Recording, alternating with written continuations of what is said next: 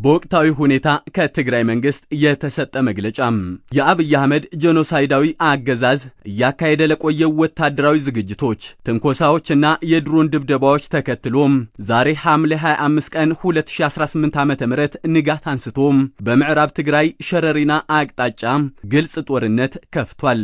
ጄኖሳይዳዊ አገዛዙ ወደ ስልጣን ከመጣበት ቀን አንስቶ በትግራይ ህዝብ እያካሄደ የቆየው ጄኖሳይዳዊ ተግባራት የትግራይን ህዝብ ከምድረ ገጽ የማጥፋት እቅዱን ለማሳካት ካለው ህልም የተነሳ መሆኑ ግልጽ ነው።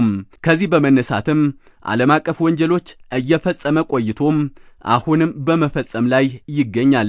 የፕሪቶሪያ ስምምነት ከተፈረመ በኋላም የትግራይን ህዝብ ለማንበርከክና ለመበተን ካለው የማይረካ ፍላጎት በመነሳት የተለያዩ ተንኮሎች፣ ከበባና ክልከላዎች እንዲሁም ወታደራዊ መቀራረብ እያደረገ ቆይቶ ዳግም የትግራይን ህዝብ ከምድረ ገጽ ለማጥፋት ተነሳሽነት ወስዶ ዛሬም ጦርነቱን በግልጽ ጀምሮታል።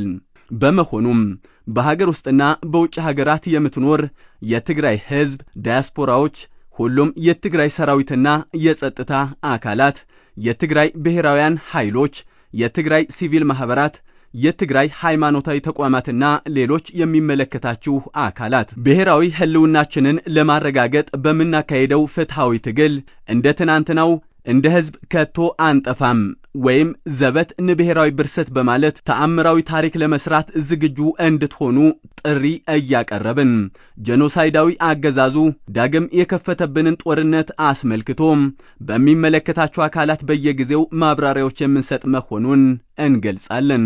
በዚህ አጋጣሚ ህዝባችን ተገቢ ጥንቃቄዎች እንዲያደርግ እናሳስባለን።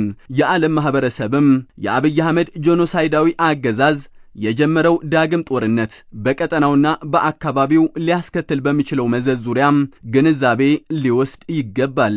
የትግራይ ብሔራዊ ክልላዊ መንግስት ሐምሌ 25 ቀን 2018 ዓ.ም መቀለም